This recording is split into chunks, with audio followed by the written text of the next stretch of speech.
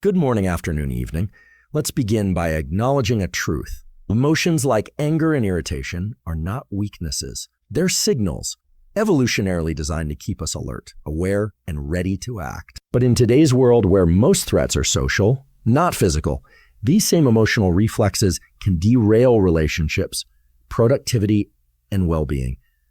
So the question isn't how do I suppress anger? It's how do I train my mind and body so that anger isn't my default response to other people? Let's break this down scientifically and tactically. Breathing is the only autonomic function you can consciously control. When anger rises, your exhalations become shorter and heart rate increases. You can reverse this tool. Use a physiological sigh, 2 inhales through the nose, 1 long exhale through the mouth. This sends a calming signal to your brain via the vagus nerve. You can do this anywhere, no one notices. Nervous system interprets that moment as a threat. The amygdala, part of your limbic system, lights up. But you can intercept that reaction. By practicing interoception, your awareness of internal sensations, you can start to notice the subtle rise of tension before it peaks. This gives you agency. Tool, try a 10-second body scan when you feel tension. Start at the chest or throat. Ask, where do I feel this? Naming it disarms it. Most people believe they get angry because of something someone else did. Someone cut them off in traffic. A colleague interrupted during a meeting.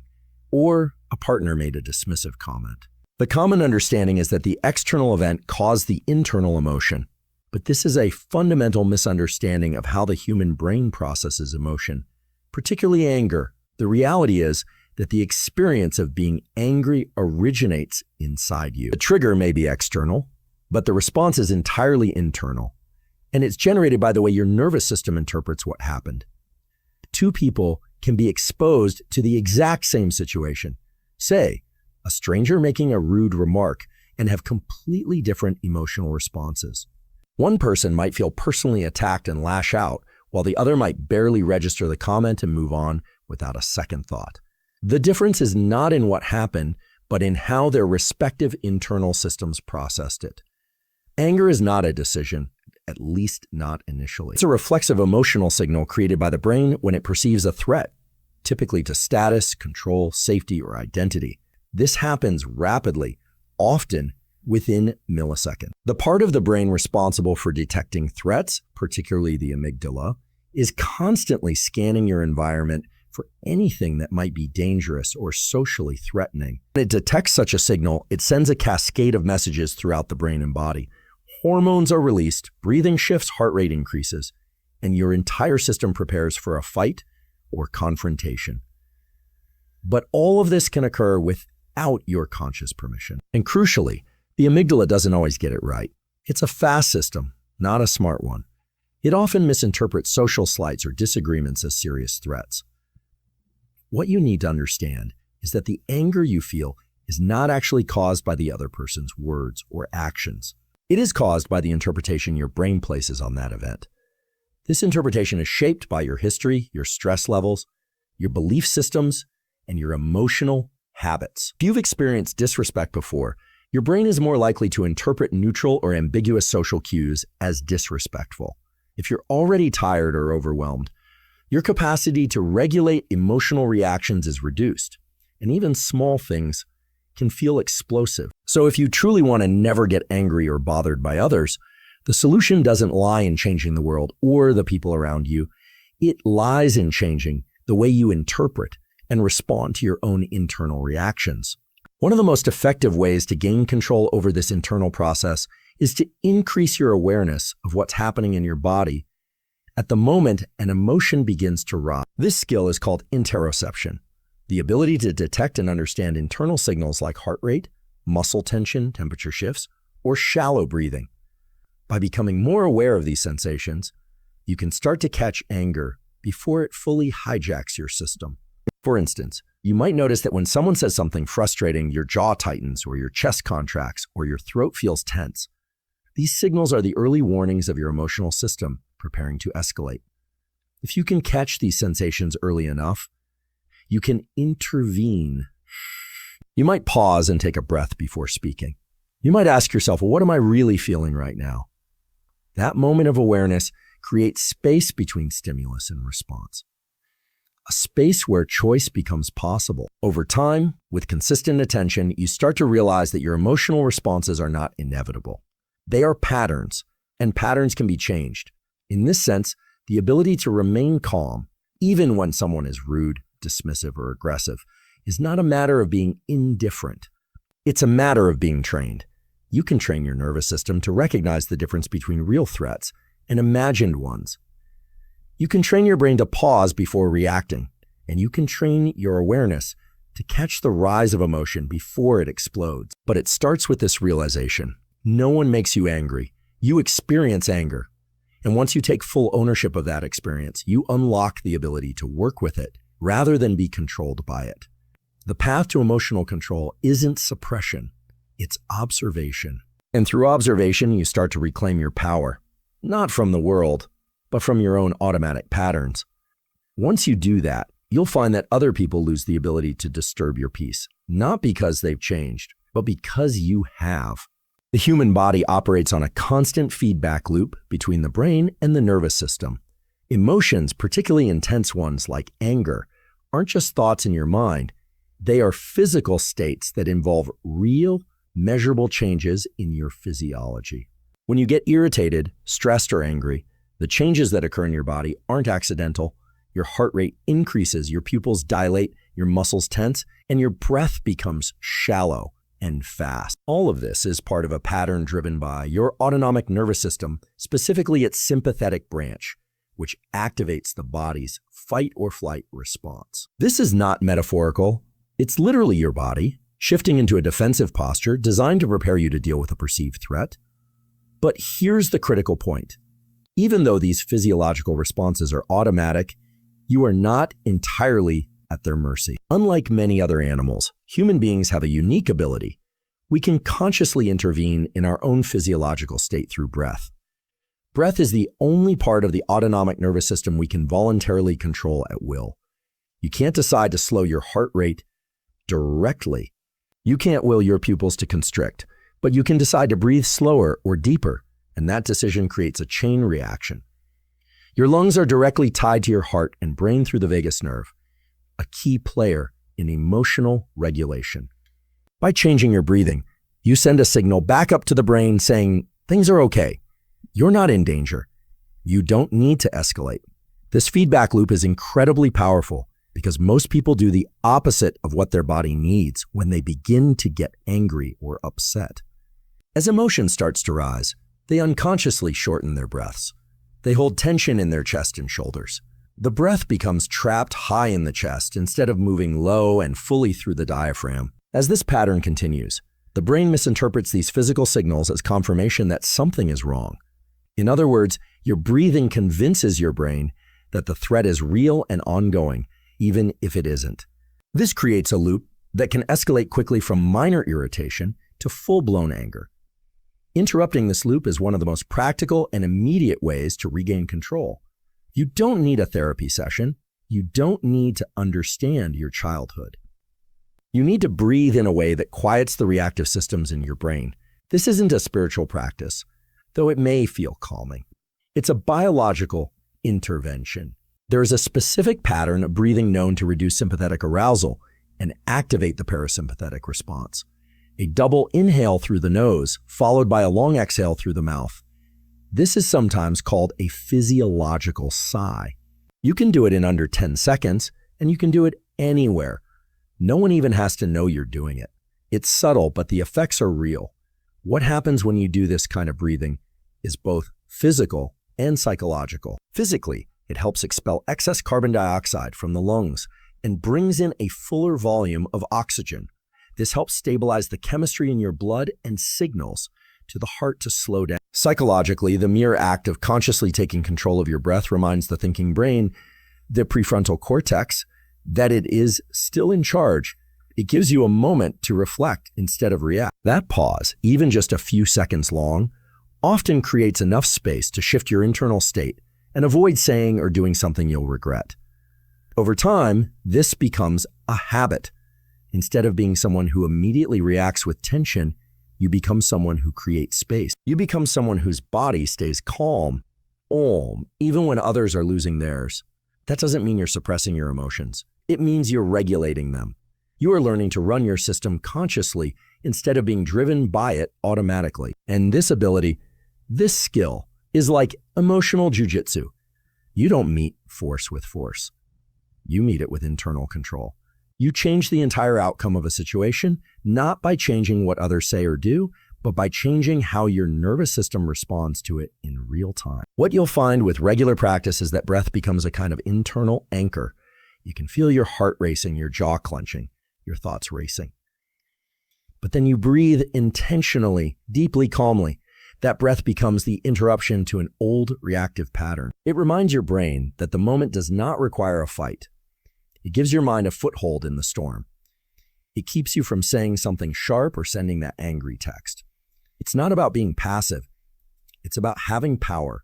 The more you train your breath to respond in moments of stress, the more resilient you become in the face of life's inevitable friction. This doesn't just change how you handle arguments or pressure. It changes your baseline state. You start living in a calmer, more responsive body. You become less disturbed, less hijacked, and more grounded. And from that place, very few people have the power to truly bother you. When we experience anger or emotional discomfort in response to someone else's words or actions, we often assume the meaning of the event is self-evident. A person ignores your message, so they must be disrespecting you. A colleague takes credit in a meeting. They must be undermining you. A driver cuts you off. They must be selfish. But what actually causes our emotional reactions is not the event itself, but the story we attach to it. We experience emotion not in response to raw stimuli, but in response to what those stimuli mean to us. The event happens in the outside world, but the meaning is manufactured inside the brain. And that meaning-making process is automatic, rapid, and usually unexamined. The brain, especially when stressed or fatigued, defaults to emotionally charged interpretations based on memory, mood, and habit. The moment you interpret someone's behavior as an insult, betrayal, rejection, or threat, you've already activated a cascade of emotional responses, regardless of the actual intent behind the behavior. This is why two people can witness or experience the same situation and feel completely different emotions. One might shrug it off, another might feel deeply wounded. The difference isn't in the reality of the event, it's in the mental frame applied to it. Our emotional experiences are framed by the filters we use, and those filters are built from past experiences, biases, insecurities, and beliefs. When someone doesn't say thank you, the person who has experienced being ignored or invalidated repeatedly might immediately assume they are being dismissed again. Their brain fills in the blanks and adds meaning to the silence. This habit of attaching assumed motives or intentions to other people's behavior is one of the main causes of unnecessary emotional suffering. And yet, most people rarely challenge these automatic interpretations. They treat them as fact. The opportunity for transformation begins when we start questioning these interpretations. When a strong emotion arises, we can pause and ask whether the meaning we're attaching to the situation is the only possible explanation. Maybe the person who didn't respond to your message is overwhelmed, not rude. Maybe the colleague who spoke up was nervous, not manipulative. This doesn't mean excusing bad behavior or pretending everything is positive. It means realizing that your emotional state is not just a reaction to what's happening, it's a reflection of the narrative your brain is creating about what's happening. And that narrative can be edited. By learning to challenge the initial meaning your mind generates, you begin to reclaim control over your emotional life. This process is not about being naive or denying your instincts. It's about becoming more precise. The brain naturally makes quick judgments because it evolved to do so for survival. But in modern life, many of those snap judgments are false alarms. They activate emotions that are disproportionate to the situation. When we feel hurt, angry, or disrespected, it helps to ask, what else could this mean?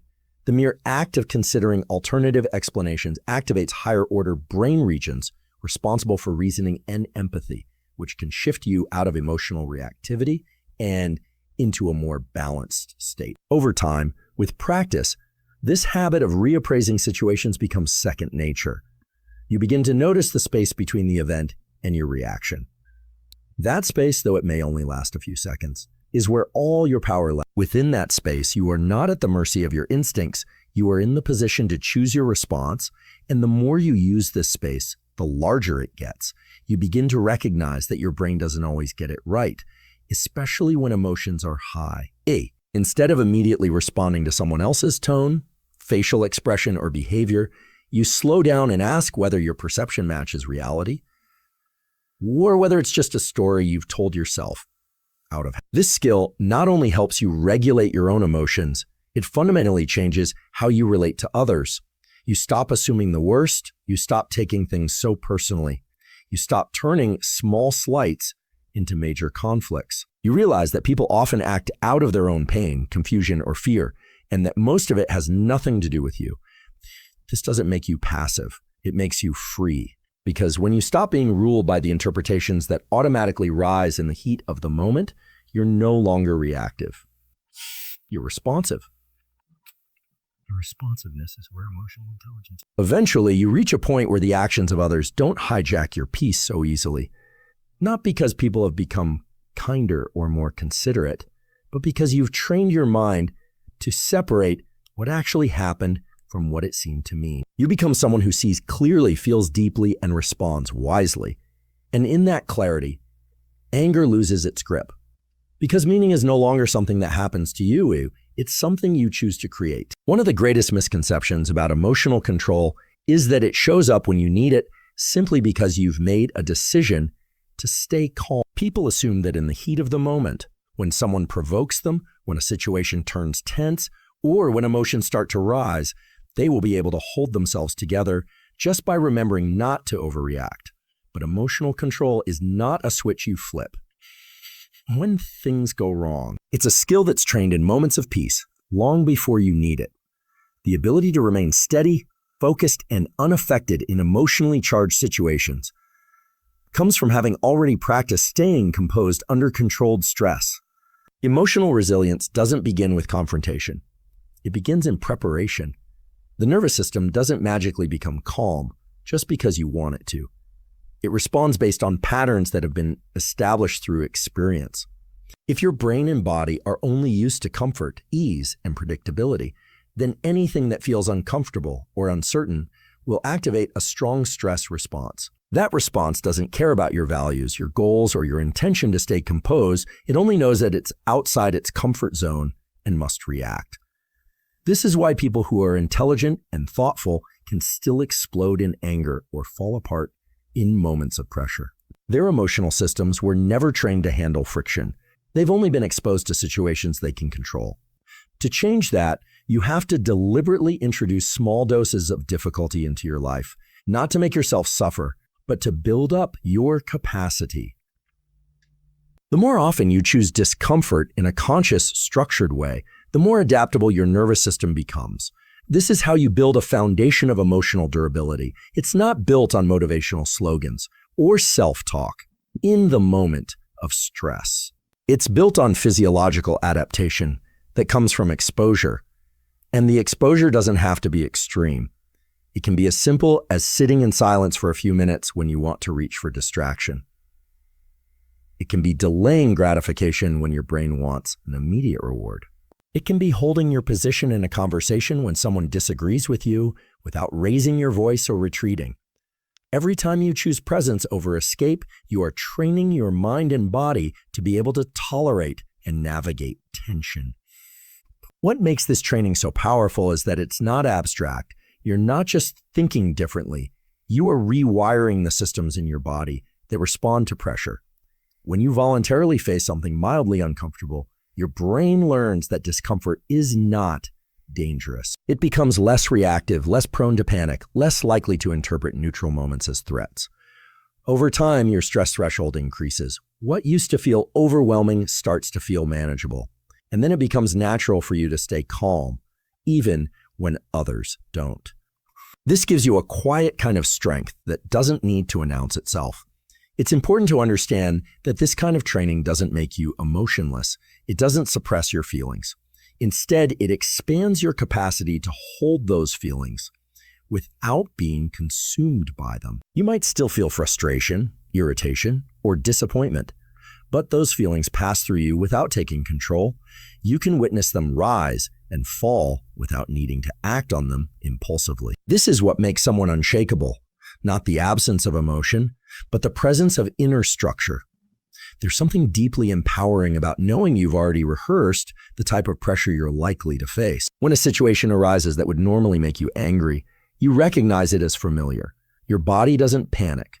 Your breath stays steady. Your voice stays calm. And you respond in a way that's aligned with your values, not your reflexes. That response, in turn, reinforces the identity of someone who doesn't get rattled easily. And that identity continues to shape your behavior in the future. This is a feedback loop of mastery that starts with small, consistent choices. Eventually, the difference becomes visible, not just to you, but to everyone around you. People notice that you're harder to provoke. You're less easily drawn into drama. You don't flinch at discomfort or conflict. You hold your ground without becoming defensive or aggressive. You're not just reacting. You're leading, even if silently. And all of this comes not from reacting better in the moment, but from preparing yourself when no one's watching. You become the person who doesn't need the situation to change because you've already changed how you meet it. What happens around you matters less than what you've trained within you. You don't stay calm by accident. You stay calm because you've already met the moment before it arrived. When people become angry or emotionally triggered by someone else, they are usually trapped in a very narrow, very personal frame of reference. The world shrinks down to a first-person perspective in which everything is experienced as happening to them. Someone says something sharp or inconsiderate, and the mind immediately translates it into an attack. The emotional response is then built entirely on the idea that this person disrespected me, or ooh, they're making me feel small, or they're trying to hurt me. This tight focus on the self amplifies every emotion and magnifies the impact of every perceived slight.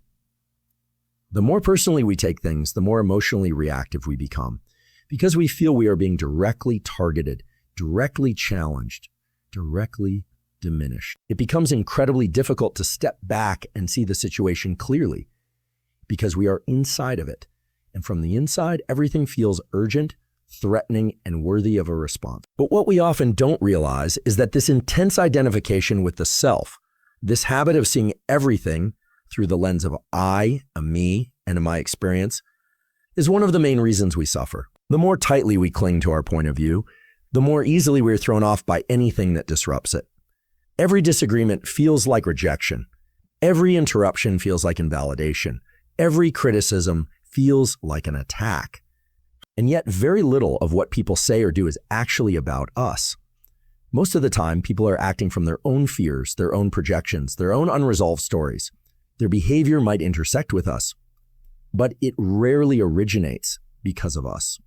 Still, we feel wounded, not by the action itself, but by what we believe it says about us. The way to shift this pattern is to practice viewing your experiences from a more detached, more spacious vantage point. Instead of thinking, I can't believe they did that to me, it becomes more helpful to say, there's a human being experiencing anger right now, or there is tension arising in this moment. This may sound abstract, but it is actually deeply practical. When you mentally create distance between yourself and the emotion you're feeling, you change how your brain processes that emotion. Rather than being consumed by it, you begin to observe it. You are no longer completely inside the emotion. You're one step removed, watching it, noticing it, making space for it. And from this slightly removed position, something powerful happens. You gain perspective. You realize that you don't have to react from the first wave of feeling that arises. You have a choice. And in that choice, your freedom begins. Training this way of seeing doesn't make you cold or detached in a harmful way. Actually makes you more grounded, more emotionally balanced. You become someone who can sit with discomfort, someone who can witness emotional turbulence without being pulled under by it.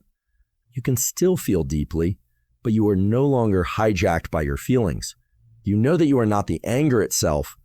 You are the one observing the anger. You are not the tension. You are the awareness that notices it come and go. And just this realization can change everything.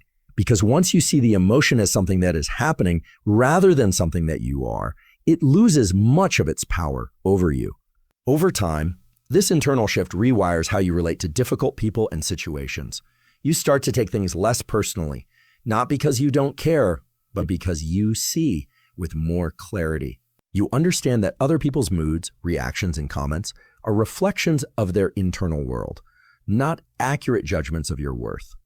You no longer feel the need to defend yourself against every sharp edge that comes your way.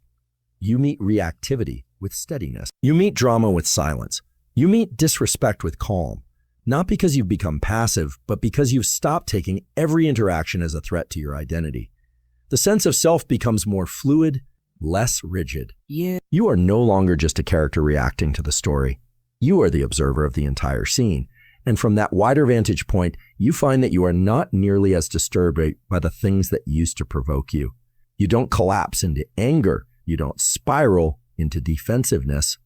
You remain rooted in awareness even as emotions rise and fall. You become the person who doesn't need to win the argument, prove your worth, or retaliate. You see more, feel more, but react less. And that is real strength. Eventually, this shift becomes more than a tool you use in heated moments. It becomes a way of being, a calm presence grounded in self-awareness, not constantly tossed around by every opinion, every comment, every tone. And in that state, it becomes clear that peace was never something others could give or take.